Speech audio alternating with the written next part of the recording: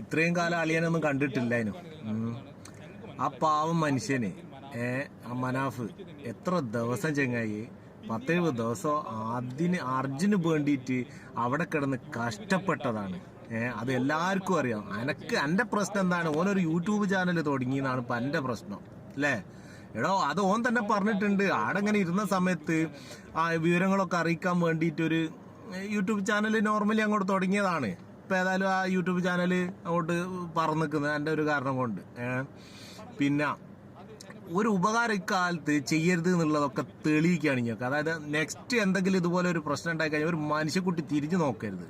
ഇത്രയും കാലം ഇങ്ങൊക്കെ ഏടായിരുന്നു അന്നെ മോന്ത തന്നെ ആർക്കും ഓർമ്മയില്ല. ഇപ്പോഴാണ് എന്റെ മോന്ത കാണുന്നത് തന്നെ. ഉളുപ്പ് വേണടോ ട്ടോ. അപ്പൊ ആ മനുഷ്യന് എന്റെ പ്രശ്നം എന്താ അറിയോ? നല്ലോണം എന്റെ പ്രശ്നം എന്താ അറിയോ?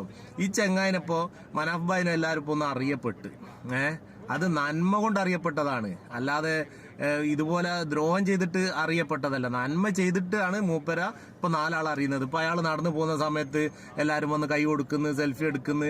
അതൊക്കെ സ്വാഭാവികമാണ്. ഇതിനൊക്കെ എന്തല്ലോ അസൂയ എന്നാ പറയാ. പച്ച മലയാളത്തിൽ പറഞ്ഞ കുശുമ്പ് അത്ര തന്നെ. നിർമാൽപ്പയൊക്കെ ഉണ്ടല്ലോ, ഓനൊക്കെ ഏത് അർജുൻ വന്നിക്കുന്നു? ഓനൊക്കെ എന്തിനാണ് ഇത്ര കഷ്ടപ്പെട്ടത് അവിടെ പോയിട്ട്? ഓനക്ക് അർജുനാര് അല്ലെങ്കിൽ എന്തെങ്കിലും ഒരു പൈസ ഓനൊക്കെ വാങ്ങിച്ചിട്ടുണ്ടോ? ഫ്രീ ആയിട്ടാണ് അവിടെ കിടന്ന് കഷ്ടപ്പെട്ടത് ഓനൊക്കെ. അവനെ കൊണ്ടൊക്കെ വരെ പറയിപ്പിച്ചല്ലടാ, മലയാളികളെ മൊത്തം പറയിപ്പിച്ച്.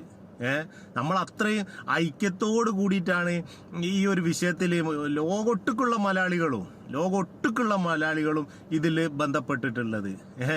1 ഉറുപ്പ്യ ആഗ്രഹിച്ചിട്ടോ അവിടെ എത്ര ജനങ്ങൾ പോയിട്ടുണ്ടായിരുന്നു. പൂയിന്ത്, കുശുമ്പ്, അസൂയ. ആ മനാഫിനെ 4 ആള് അറിഞ്ഞ്, അതാണ് ഇപ്പൊ എന്റെ മെയിൻ ആയിട്ടുള്ള പ്രശ്നം. വേറെ ഒന്നുമല്ല, നിങ്ങളെ പ്രശ്നം അത് തന്നെയാണ്.